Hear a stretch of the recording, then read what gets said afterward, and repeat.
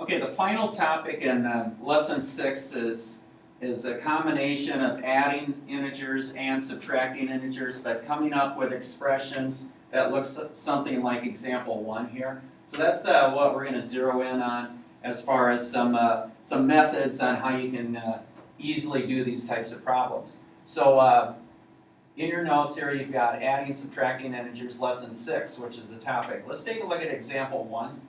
Now in example 1, they have a -5, -2, plus 7, minus 6. Now, remember when, I'm going to rewrite this. You have a -5, -2, plus 7, minus 6. Now remember I have a little plus sign. I've got a positive 2 there, I have a plus sign there, and I have a plus sign there. So really when you're looking at this problem, think of that in terms of what sign really is there. Now my suggestion when you're adding and subtracting a bunch of integers is change all the subtraction signs to addition. So in other words, I want you to use that subtraction rule. And let's review the subtraction rule. If I have a -4 minus 3, okay, let's use the subtraction rule to change this to an addition problem. So the first number stays the same. The subtraction sign changes to addition, and then take the opposite of the next number. So -4 minus 3 means a -4 plus a -3, which is a -7. So let's change all the subtraction signs to addition. So I want to do that here, and I want to do that here. So I have a -5 plus, now remember that's a positive 2. Take the opposite of a positive 2 is a -2. Leave the plus 7 alone because it's already addition. And then change that minus to plus. Take the opposite of the next number. So really this problem is the same as this. Now you can just add in order. Now there's a couple different ways to do this. And as I just mentioned, you could add these in order. So you could take a -5 plus a -2, which is a -7. Take a -7 plus 7, which is 0. And finally, take 0 plus your -6, and you get an answer of a -6. Now, I myself, I would not do it that way, just because you're always having to use a flip-flop using the rules. Here's how I would do it. I would add your negatives together, because you're using the same rule. A negative plus a negative is negative. So let's see, a -5 plus a -2 is a -7. And then take your -7 plus your -6, which is a -13. So when I added my negatives together, I got a -13. And then add in your positive, your plus 7. Now just one time, we just have to one time use the rule where you're adding a negative and a positive. So take the difference between 13 and 7, which is 6, and it carries the sign of the bigger. 13's bigger, it's negative, so it's a -6. Notice we got the same answer on that. So, what we did is we changed all our subtraction signs to adding the opposite, and then we simply added. Now, let's think of this another way. Take away 5, take away 2 more. You've taken away 7. Now add 7 to this. So let me rewrite that. So we took away 5 and we took away 2 more. That's a -7. You've taken away 7.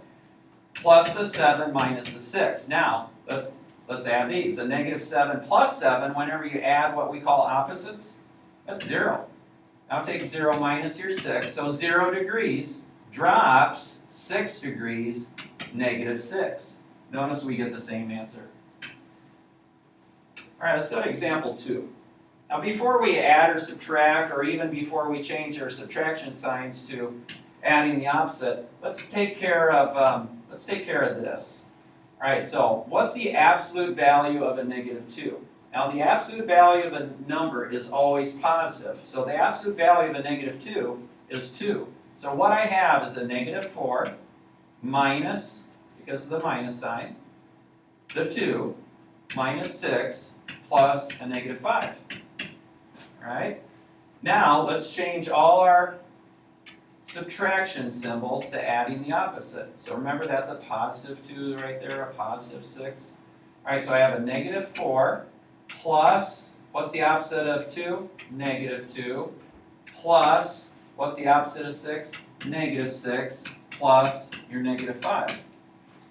Now, I'm going to highlight all my negatives, which all of them are negative. So let's add them up and we're done. So a negative 4 plus a negative 2 is a negative 6. What's a negative 6 plus a negative 6? That's a negative 12. And finally, what's a negative 12 plus your negative 5? Negative 17. Negative 17 is the solution or the answer. Now, let's see if we can do this a little differently. Let's try another method that maybe you're more comfortable with. Now remember, we took the absolute value first. We simplified that. So I have a negative 4 minus the 2 minus the 6 plus the negative 5. All right, now, maybe here's another way you could think of this. Plus a negative. Now, anytime you double up on signs like that, anytime you have a plus a negative, that means exactly the same thing as minus 5. So you could think of this right here as minus 5. Really, it's the same thing. Okay? But let's start at the beginning. So take away 4, take away 2 more is a negative 6. You've taken away a negative 6. Minus the 6 right here, plus your negative 5, right? Okay, now let's continue. Now take away 6, take away, right? Minus 6 means take away. So take away 6 more, you've taken away 12. Plus your negative 5 now. Now, what's a negative plus a negative? Negative, and we get our same answer of a negative 17. All right, example 3. Simplify the absolute value first. What's the absolute value of a negative 8? Remember, the absolute value number is always positive. So the absolute value of a negative 8 is 8. But what's the opposite then of 8? A negative 8. Minus the 3 plus the 5 minus the 11. All right, using one of the methods I talked about before, let's change all those subtraction signs to adding the opposite. So I have a negative 8 plus, the opposite of 3 is a negative 3, plus 5, plus, what's the opposite of 11? Negative 11. Now I'm going to add my negatives. So what's a negative 8 plus a negative 3 is a negative 11. And what's a negative 11 plus a negative 11? That's a negative 22. Now I got to add that 5 to it. All right, so now take the difference between 22 and 5, which is 17. Now, 22 is larger than 5, 22 is negative, it carries the sign of the larger number. So my answer is a negative 17. All right, let's try another method on this. Get rid of that. All right, so let's do our absolute value first. We got a negative 8 out of that, minus the 3, plus the 5, minus the 11. All right, take away 8, take away 3 more. We've taken away 11.